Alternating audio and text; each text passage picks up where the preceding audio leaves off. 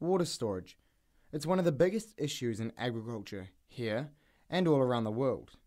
And in the Hawke's Bay, the council has been working on a scheme which they hope will put an end to the water woes. It's the return of a water storage project, which is a significant feasibility project we're running. It involves harvesting winter water and storing that in large storage sites. And that water has potentially then two uses, particularly during the summer months.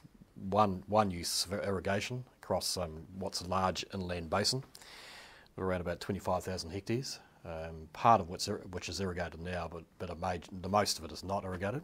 The scheme has been in action for over 18 months as a result of the past extremes in summer weather. Going back 4 or 5 years, Hawke's Bay and Central Hawke's Bay in particular had a number of severe droughts. And that issue, coupled with significant demand for water from irrigators, has meant that we as a regional council have been under pressure to find new water. Finding new sources of water, though, is proving a challenge. It's a little bit complicated because at the moment the irrigation in the basins is taken from surface water or river flows and taken from groundwater. And the risk we had was that there's no more groundwater to abstract for irrigation, which means we could manage the issue in two ways. Either just let the competition take place for limited water, or look at an alternative route to providing more of it.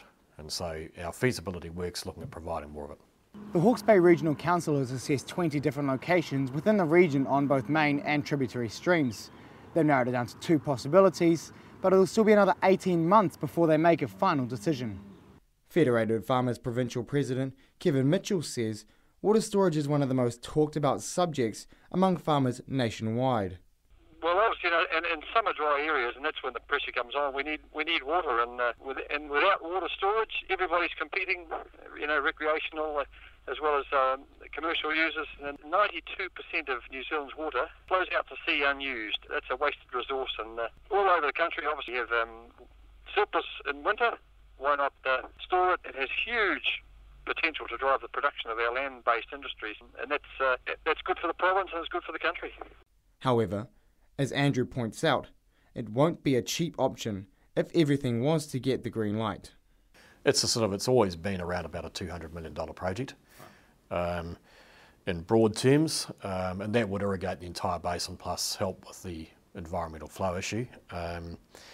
But we're still optimising those numbers quite substantially, and particularly the distribution number. So assuming everything goes to plan, the Hawke's Bay Regional Council says building would start in around 18 months. Scott Milligan, Country 99 TV News.